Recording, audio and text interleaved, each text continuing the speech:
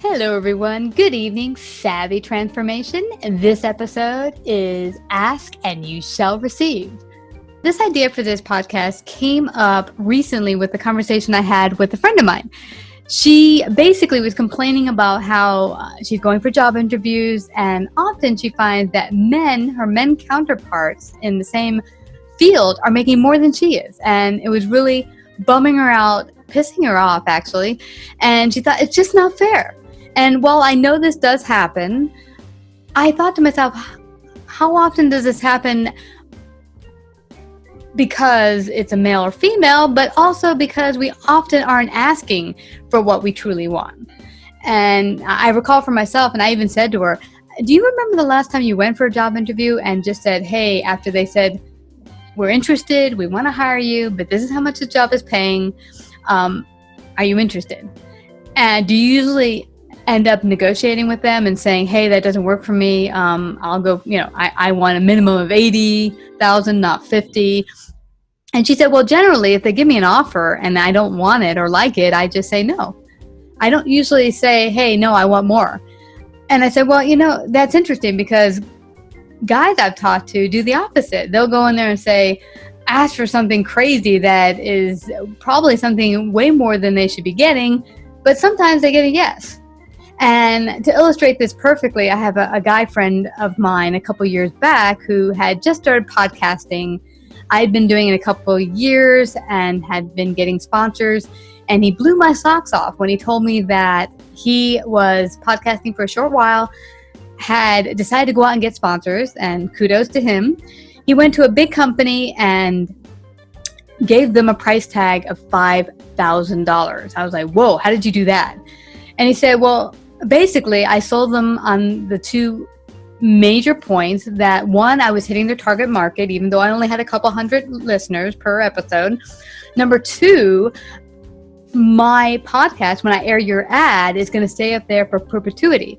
Unlike a TV ad or a radio ad that you play it once, it's gone, here and gone tomorrow.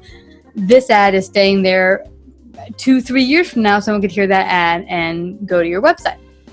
So it worked. He got the ad. I don't know if he made further ads with this company, but it got me thinking, how often do we not ask for the sale, that job? And we maybe say, well, I'm not getting as much as that guy because he happens to be a guy. Or is it really that we're just not asking for it? And to illustrate this maybe on a smaller level, a couple years back, it was the weekend. I woke up, there was a big snowstorm, mountains of snow outside. My car, a smart car, was under like 7 feet of snow. Completely unhappy when I saw it, and I thought, crap, I'm gonna have to spend all day trying to, pull them out from under that snow. And just when I was thinking that, I saw a plow across the street with a guy plowing the school parking lot. And I thought, wow, how cool would it be if that guy could help me out and plow my car out, or most of it. And I thought, you know what, I'm going to go over there and see if maybe I can get him to help me and give him a couple extra bucks. So I went over to him and I said, hey, that's my car in the corner. Do you think you can help me out and help plow it out a bit? And he said, well, I work for the state of New York. I really, really can't do that. I get in trouble. But, when I finish with this street, I'll see what I can do for you. So I didn't think anything more of it. I just went on my merry way. I needed to get some groceries. So I kept trekking along. I went to the grocery store, filled up my cart, and got to the front to pay. And then I heard the announcement that they were shutting down deliveries early that day. It was about 2 o'clock in the afternoon. They usually close up at about 6. I was bummed. I had just spent an hour. I could not carry a whole cart worth of food. I didn't have a car at the moment either, and I can't carry it by hand. So I decided, what the heck? I'm going to ask the manager if he'd make an exception. There's no reason why I should think he would, but let me try it.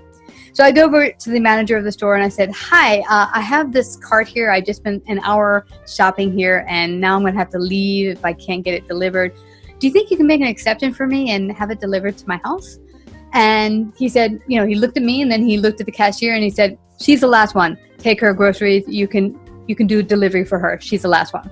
So bam, I got that. So that was super awesome. So I pay my groceries. I go home to wait for my groceries.